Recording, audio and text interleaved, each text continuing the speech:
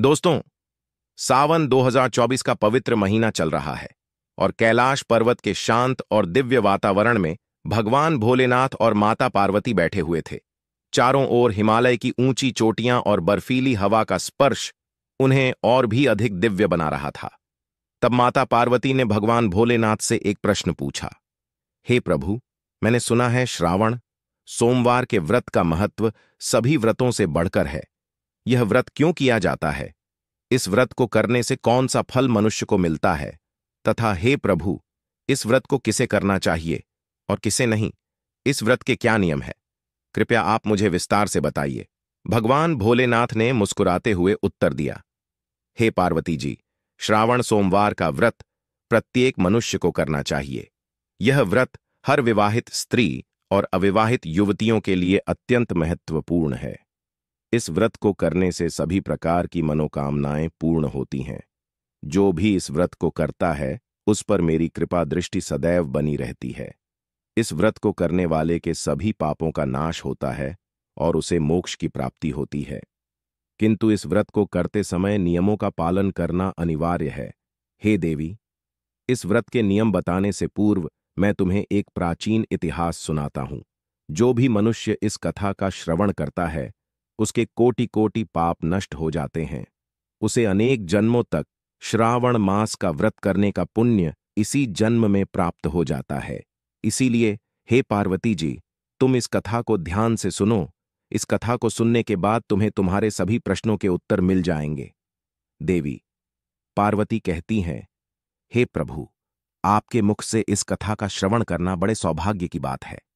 कृपया आप मुझसे वह कथा कहिए। मैं इसे ध्यान से पूरा अवश्य सुनूंगी। तब भगवान भोलेनाथ और माता पार्वती को वह कथा सुनाने लगते हैं। बहुत समय पहले की बात है। उत्तर देश में एक अत्यंत शोभायमान नगरी थी। उस नगरी में एक किसान रहता था जिसका नाम दौलत था। दौलत का व्यापार बहुत ही सफल था और उसे समाज में काफी मान सम्मान प्राप्त था। उसके पास बहुत धन दौलत थी, परंतु वह अपने धन का उपयोग अच्छे कार्यों में करता था। दौलत की एक सुंदर पत्नी थी जिसका नाम फूला देवी था।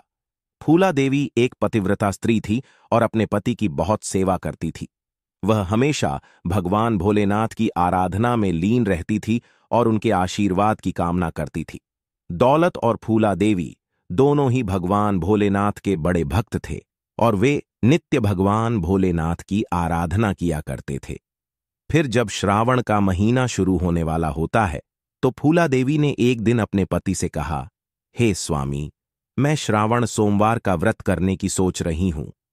इस व्रत के बारे में मैंने सुना है कि इसे करने से भगवान भोलेनाथ की कृपा प्राप्त होती है और सभी मनोकामनाएं पूर्ण होती हैं। आप भी इस व्रत को करें, जिससे हमारे जीवन में सुख शांति बनी रहे। दौलत ने अपनी पत्नी की बात सुनकर उत्तर दिया, फूला देवी, मैं तुम्हारी बात से सहमत हूं। हम दोनों मिलकर इस व्रत को करेंगे और भगवान भोलेनाथ का आशीर्वाद प्राप्त करेंगे। श्रावण मास का पहला सोमवार आया।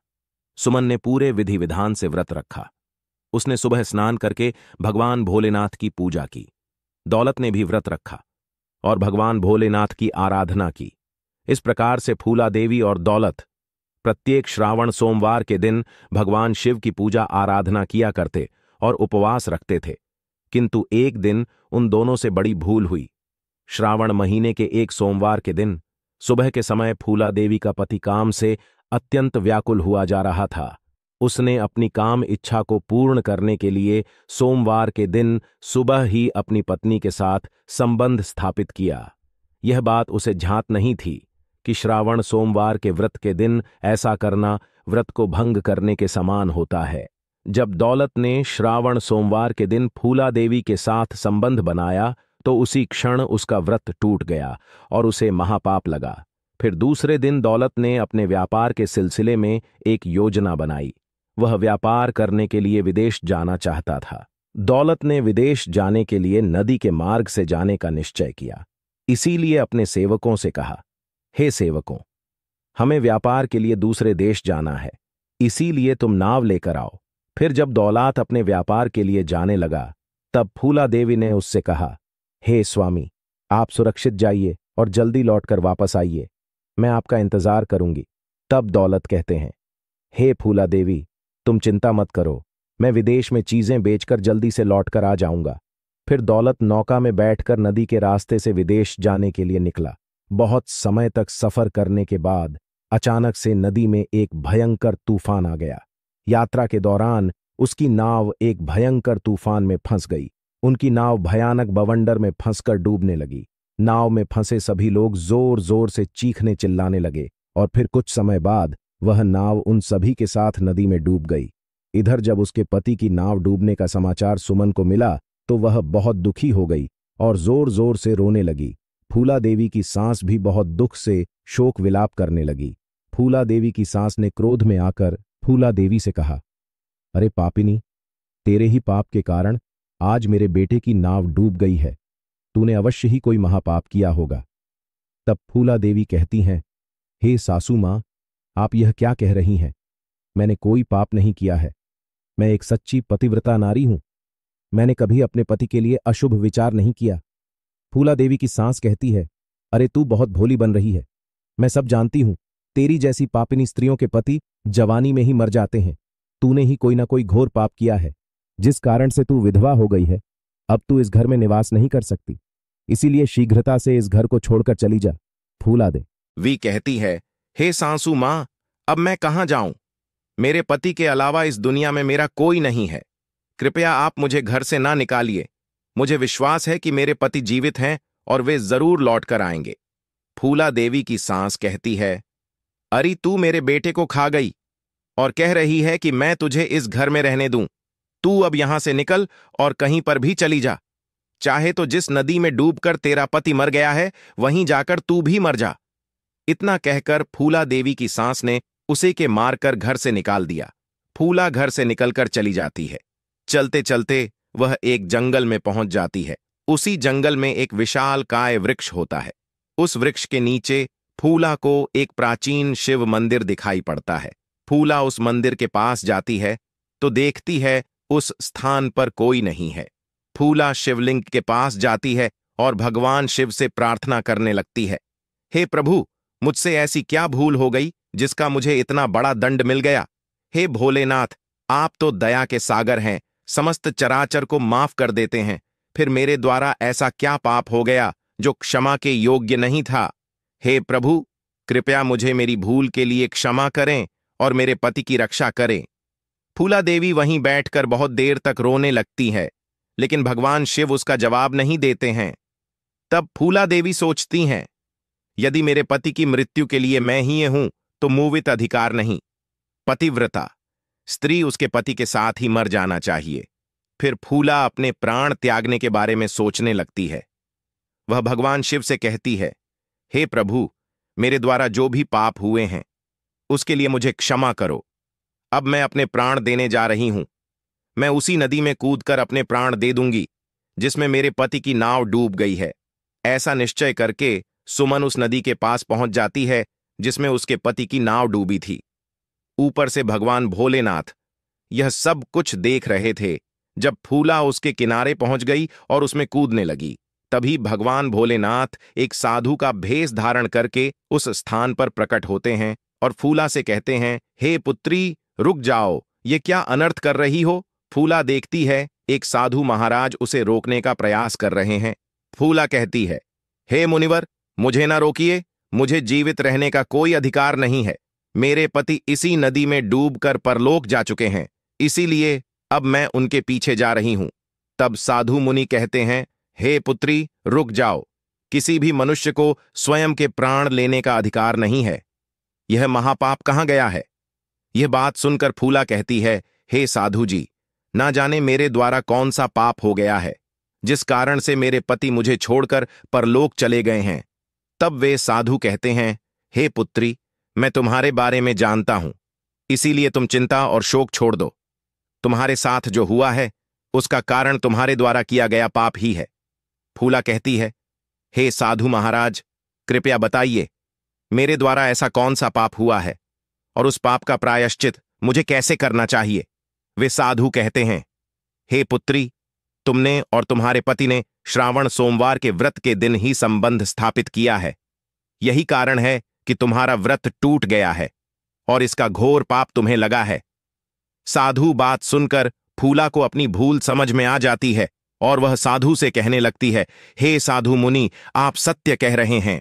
मेरे और मेरे पति के द्वारा यह गौर अनर्थ हुआ है जिसका मुझे ज्ञान नहीं था।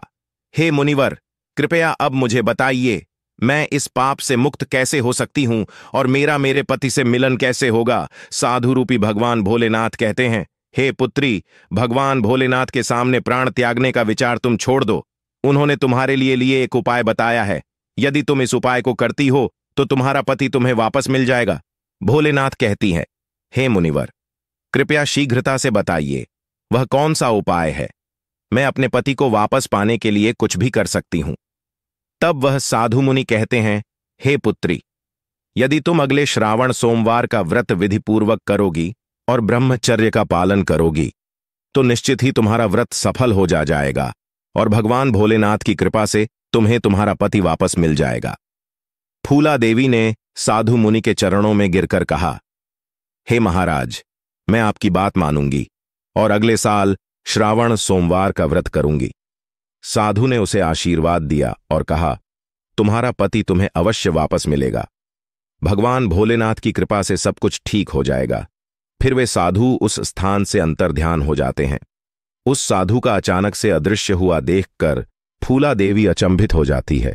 उसे समझ में आ जाता है कि साक्षात भगवान भोलेनाथ ही उसे दर्शन देने के लिए आए थे।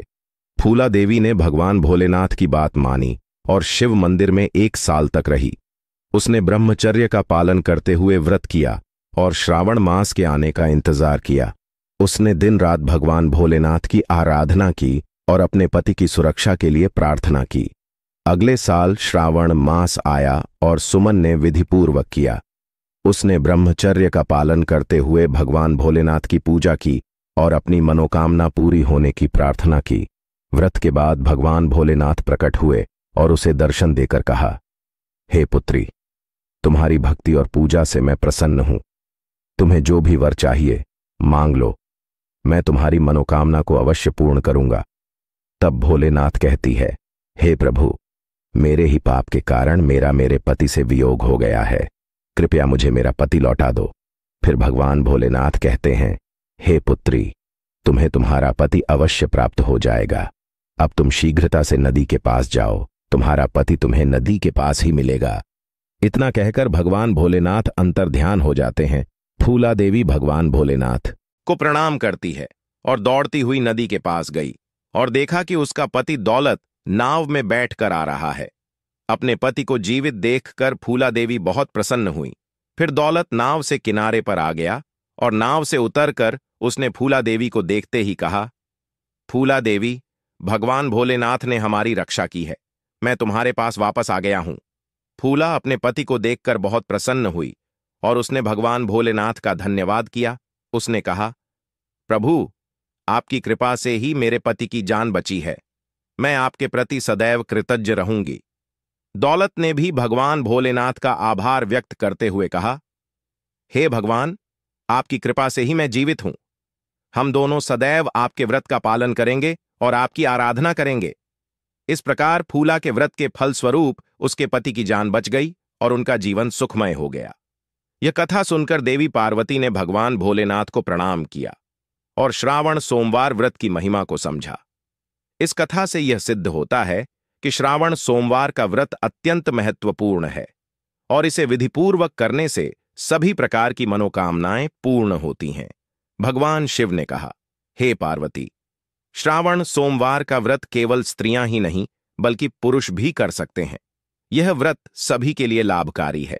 जो व्यक्ति इस व्रत को विधिपूर्वक करता है उसे मेरी कृपा प्राप्त होती है और उसके सभी कष्ट दूर हो जाते हैं। हे पार्वती, अब मैं तुम्हारे दूसरे प्रश्न का उत्तर देता हूं, उसे ध्यान से सुनो। किन मनुष्यों को श्रावण सोमवार का व्रत नहीं करना चाहिए? पहली है पति को छोड़कर दूसरे पुरुष के पास जाने वाली स्त्री। भगवान शिव ने बताया कि जो स्त्री अपने पति को छोड़कर किसी अन्य पुरुष के पास चली गई हो उसे श्रावण सोमवार का व्रत नहीं करना चाहिए। यह आचरण सामाजिक और नैतिक दृष्टि से अनुचित माना जाता है। विवाह एक पवित्र बंधन है और इसमें विश्वास और वफादारी का महत्व सबसे अधिक होता है। पति को छोड़कर अन्य पुरुष के पास जाने वाली स्त्री ने अपने विवाह बंधन का उल्लंघन किया होता है। यह न केवल उसके पति के साथ विश्वासघात है, बल्कि समाज के नैतिक ढांचे के खिलाफ भी है। श्रावण सोमवार का व्रत, जो भोलेनाथ और पार्वती के आदर्श प्रेम और समर्पण का प्रतीक है, ऐसे व्यक्तियों द्वारा करना उचित नहीं है। दूसरा है, पत्नी के अलावा अन्य स्त्री के साथ संबंध रखने वाला पुरुष।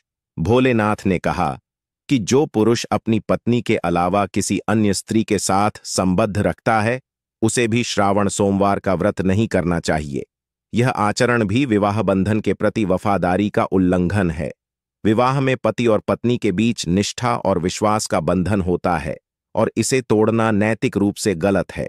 इस प्रकार के आचरण से समाज में असंतोष और अशांति फैलती है।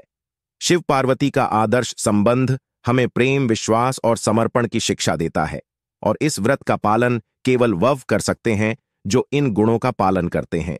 तीसरे हैं मांसाहार करने वाले लोग।